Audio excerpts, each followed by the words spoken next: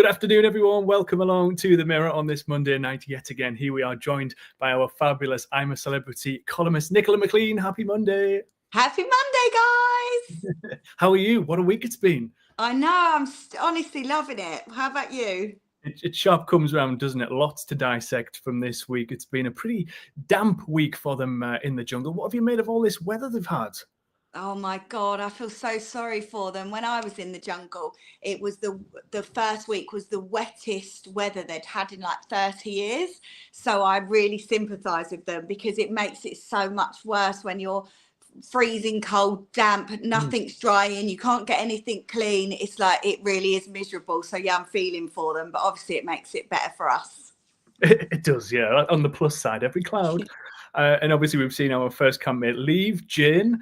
A bit of a surprise for some, for Jane to go, but she's still going on about this washing up I've seen on Loose Women and in the Express. She's still talking about it. Do you think that's had anything to do with Jane going first?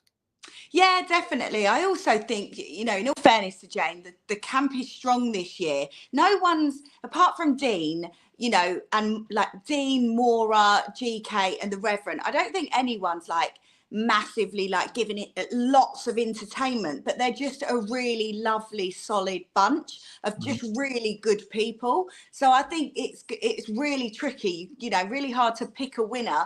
And certainly there was sort of, I think, a bunch of them that could have gone first, not because they've done anything wrong, but just because they're all just lovely. No one's really, standing out apart from the crowd that I said. So I wasn't shocked to see Jane go. She does need to stop moaning about the washing up. I mean, Barry and Danny are like two of the nicest guys you'll ever meet. They didn't do it on purpose, did they? So I think she needs to get over it.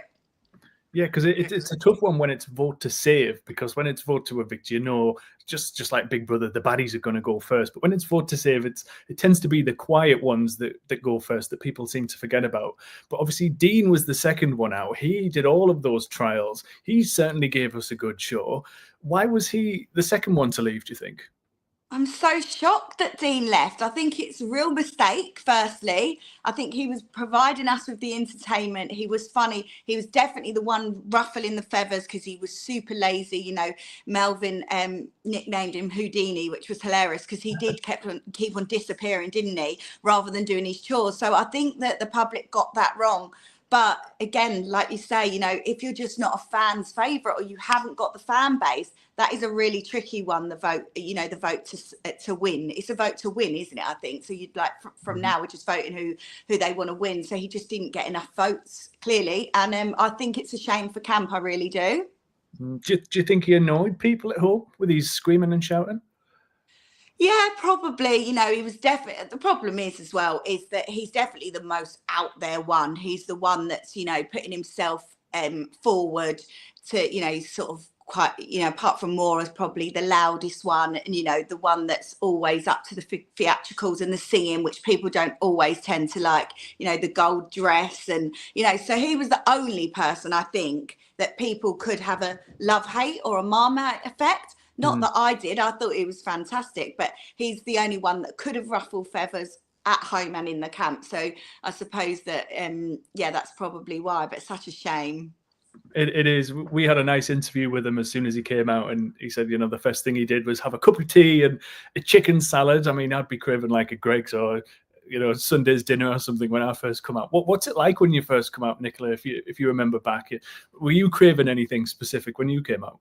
Everything and anything, like literally a chicken salad was not on the top of my list. So basically the catering at the site at camp is honestly unreal. So when I got out, I ate some of the catering, just like bacon, eggs, sausage, all the rest of it. And then we drove past a McDonald's and I was like, driver, stop there. And I literally had a McDonald's as well. And then as soon as I got into the Versace hotel, into my suite, I opened that fridge and opened a bottle of champagne and started eating chocolates.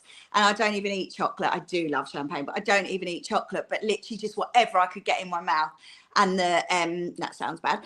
And I remember the medic saying to me, don't eat, like don't gorge because you will be sick. Well, I just spent the Mm. whole day drinking, eating. I was doing a photo shoot, but I was like drinking champagne during it. And then that night I got back to the suite and I was like, I'm going to be sick because I just overindulged. It'd be hard not to, wouldn't it? But I think, like you say, the medics tell you to, go a little bit easy because your stomach's not going to be used to it. Dean said he'd lost like 10 pounds in there. And when you think he's not been in that long, but they do lose a lot of weight, don't they? So you've got to be careful. And I think food as well, that's one of them things that keeps your morale high. And when you've not got it, especially with the weather they've been having in there, you kind of start to see the cracks starting to form with some of them. Melvin is being quite down. How do you keep the spirits up in there? Because you have so much downtime when you're in camp. What do you do to keep positive?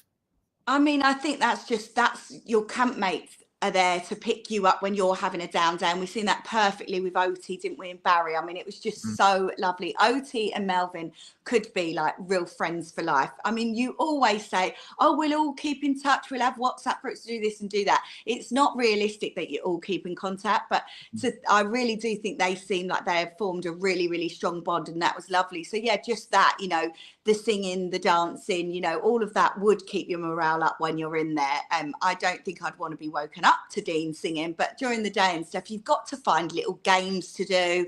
And if someone is having a down day, then you've got to be the one to pick them up. And, it is tough in there. You're missing your family. If you're a parent, you're missing your kids.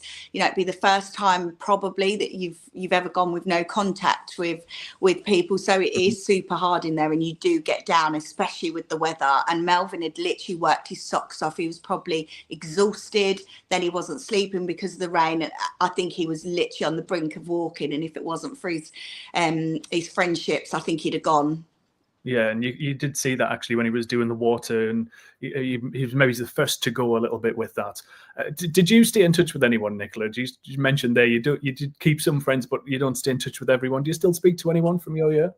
So only via social media, like if you like each other's pictures or if we've seen each other at an event, like you've shared a unique experience. So like, of course, it's so lovely to see people, but no, like not anyone that I sort of ring up and speak to, unfortunately not. It's just, you think that you will, and you're so engrossed in each other's lives while you're in there, but then you get back out and your real life takes over. I'm a mum. I was a mum then, so I went back to I was busy with work, and then you just lose contact. I mean, I think a few people probably do keep in contact, but I don't think it's as much as you think it would be when you're in there and you're saying, oh my God, we'll meet up this much and that, and you don't really. Yeah, it's just a heat of the moment thing, and then I can't remember someone's name the next month. Another thing that's kept their mood up, or just got their mood up, was obviously getting all the letters from home. They all managed to get the letters, which we don't always see. I know in your year you were not just crying through your own letter, but I think you cried through everybody's letters, didn't you? When you were in there? What's that moment like? I'm a crier. I cried watching all of these guys' letters as well. Like, it's just so lovely, isn't it? Like, I am a crier. I'm much more soft than people think I am. And yeah, getting your letter from home and hearing, that your family are proud of you. I'm welling up now thinking about it. I'm such a baby. So yeah, it's lovely. And watching all of them get their letters, it was just lovely. I loved it when Oti's letter, we're living it all through. We're living it with you. And when you cry, we cry. When you laugh, we laugh. And when you eat the horrible food, we eat lovely food. I did laugh at that. But yeah, it's touching to hear how loved people are. Oh, go on, Nicola, give us some tears. Yeah, I know. Honestly, I am the biggest crybaby. I'm that person that would cry at an advert, or like the X Factor. I mean, these days of reality TV shows, but the X Factor, if someone gets through, I'm sitting crying. Tom's like, "Why are you crying? They've got through." I'm like, "I know, it's just so brilliant." Yeah, I am a crier. One of the nice moments, well, there's obviously loads of different bonds and connections in there, but could we talk about GK Barry and Reverend Richard's friendship? Because what an unlikely pair to come together, but they've really hit it off, haven't they? Why do you think they've got so close? They really have hit it off, haven't they? I think that Grace is GK Barry is so lovely, isn't she? And I think when she first went in there, she was kind of playing up to GK Barry, which is really understandable because that's why she's in there. She's in there because she's funny and these one-liners, and she was playing up to that. And I think that Reverend going in there is just sort of calmed down, and she's just sort of become Grace, and it's lovely to see. It sort of just makes her you know, have these really lovely conversations about things that you wouldn't expect them to, but they're still quite funny together. I see these two having a real, like, you know, Sam Thompson and Pete Wicks, you know, their sort of bromance is really like not what you would have thought, and they've managed to make a brand out of it. I can see GK and the Reverend doing that because they're brilliant together. It's lovely to watch. It is. And a nice little segue about Pete Wicks there. Maura has been opening up about her dating life. She's not said any names. She's tried to keep it on the down low, but it is widely suspected she's been dating Pete Wicks. Nicola, do we know anything on the grapevine on your end about this? I don't know anything about it. I've met both Pete and Maura, and I really like them both. I'm not a big Strictly fan, but I'm watching Strictly because I really want Pete to do so well. So when Maura started opening up last night, and we know it's Pete she's talking about, I mean, the Reverend was saying, I don't know who it is. And Dean was saying, just think Strictly. And if it wasn't, she'd have gone, no. She would have shut it down immediately, but she didn't. And let's be honest, we're all rooting for them two to get together. I mean, what a beautiful looking couple. And yeah, they seem to be well suited. So yeah, that was nice to hear her talking so openly about that. And it's obvious that when she's in there, she's obviously been really thinking about Pete and then realizing how much he means to her. So I cannot wait to see the OK shoot when they get out. Yeah, exactly. He might be waiting on the other end of that bridge with Sam. Oh, that would be brilliant. Can you imagine? It's been lovely to hear about the dates and the marriage stories as well. Obviously, Oti forgot where she got married for a second. Colleen was talking about getting proposed to in the petrol station, which was not something I expected. But what have you made of the marriage stories that we've heard? Yeah, do you know what? We're nosy by nature, aren't we, as people? Well, I certainly am. People that like reality TV, I think we're nosy. And it's brilliant to hear, you know, parts of people's lives that you perhaps didn't know about. I mean, I read everything about Colleen and Wayne from when they first come out, you know, as dating how many years ago, and I've never heard that they got engaged in a petrol station, but it suits their love story, doesn't it? I mean, it really does. It you know, it sums them up as a couple, which is just lovely. So yeah, I liked hearing about it. And Oti forgetting where she got married is brilliant. I always forget the date I got married. I once like literally fumed for a whole day. Like I was being so rude to Tom, and he kept going, everything all right? I was like, yes. I was thinking he's forgot our anniversary. And that night I said to him, well, thanks for our anniversary. And he was like, it's tomorrow. I was like, oh God. So yeah, I feel bad of that sometimes too.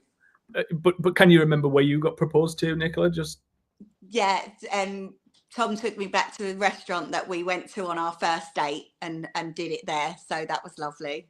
At least you remember that. Yes. And Dean was also talking about his dating life and moving into a house together with this fella.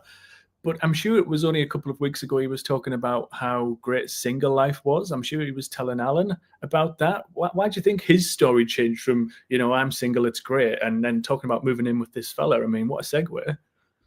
Yeah, that was really odd, wasn't it? And he said, they said, like, who's the first person you're going to speak to when you get out? Like, you know, when they do those little like jungle interviews afterwards, and he was like, my lover. And it's like, really, because you said you were single 2 weeks ago. Yeah. I'm not sure whether he said he was single to get the show, because the producers do like people to be single. So I'm not sure, maybe he had told a fib. I don't know, but it was really odd that 1 minute he was single and the next minute he's moving in with someone, unless he's just a really fast mover. And good for him if he is, because I'm the same. Like I wanted to get married to Tom after our first date. So if he's like me, maybe he's just a fast mover and in his brain thought, no, I quite like that guy that I've met a couple of times. I'll move in with him.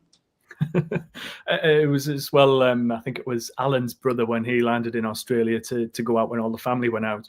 And we asked him about, you know, relationships for Alan. They were all really into the idea of Talisa and Alan being together. Is that a pair you could see together? No, I can't lie. I'd love to say yes, just so we can have a bit of a gossip about it. But Talisa and Alan, I think, are two very separate people. And I can't, well, obviously they're separate people, like just completely different people. And I couldn't see them together. He is absolutely lovely. And I love Talisa. We all know I love Talisa, but they don't look like a well-matched pair, do they? No, be a great headline, but it's more of it's a family bond in there, isn't it? Yeah. Shall we move on to some viewer questions? Yes, go for it. Yes. Okay, so Caroline on Twitter wants to know, how do you know when to leave the camp for trials? Is there someone talking to you over a speaker? How do you know? So you would go up to, so when Ant and Dec come down and tell you that, you know, it's time for a trial, or when you are then picking it yourself, you would then go up to the Bush Telegraph, and then someone would escort you to the trial clearances, but they don't talk to you. So it's not like anyone, it's not like you're getting spoken to by or told anything. They literally remain mute. Their watches are all covered so you can't see the time. So but that you just follow them. So that, yeah, it's all a bit bizarre. So that's how you do it. No communication. Nice little secret, though. Interesting. Mary Dan on YouTube wants to know, do you get cold on a night, or do they give you something to stay warm? That's quite relevant for this year with the weather. Or are you just out in the elements?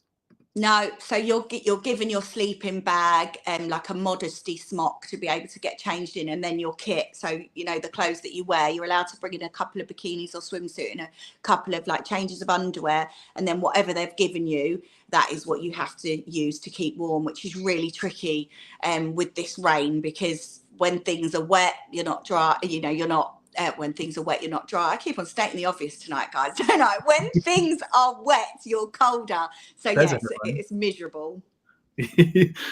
Time for one more, I think. Fraser on Instagram asks, what happens once you're off the bridge? When you leave the show, what happens then? So you go, so you obviously you do your interview with Ant and Dec, and then you go straight to down the red carpety bit, red bridge, get your pictures taken, see whoever's turned up for you, and then you get taken straight to the medic. You get weighed, and they ask you some questions, and then you're put in the car back to the hotel I was working straight away. I'd got to deal with a newspaper, so yeah, but straight to work for me. But yeah, you go and see the medic straight away. And straight from McDonald's. And me straight from McDonald's, and then straight I was like, my agent met me. She was one of my best friends as well at the time. She said to me, right, you've got a photo shoot straight away. And I was like, absolutely not. Have you seen the state of these nails? So we snuck off around the back of the hotel and went to a nail salon first as well before I started working. Oh, not too bad of a little day there when you've got out. Yeah. Final question. Are you still backing Colleen to win? I think it was. Yes, I really am. I think she will win. I mean, as I said at the start, and I really mean it, I'm not copping out. I really think that any of them could win because they're all so lovely. You know, Talisa has been through so much. It'd be great if she won to just give her the boost. Maura's been hilarious in there. GK, I could go on. They're all fantastic. I think the public will really want Colleen to win. I think that everything that she's been handed in there, she's dealt with really well. She's strong. She's great at the trial. She's, you know, she opens up. She's, you know, apparently she's epic around camp at doing all the hard work, which obviously we don't always get to see. But I do think she'll win it, yeah. Who do you think's next out? Really tricky, isn't it? So tricky. Maybe Alan, but I think he's got a big fan base. I mean, I do think he's got a big fan base, but I mean, probably, they're all so nice. Probably Alan. Well, we'll see what happens. Nicola, that's all we've got time for already. But of course, everyone can catch your reactions again on Wednesday across the Mirror, and then read all the latest in the column on Sunday's paper. But we'll be back same time, same place next Monday, 6 p.m. If you fancy it, Nicola, do you fancy it? Can't wait. Let's do it. We'll see you then. Thanks, everyone. Thanks, Nicola. See you then, guys. Bye.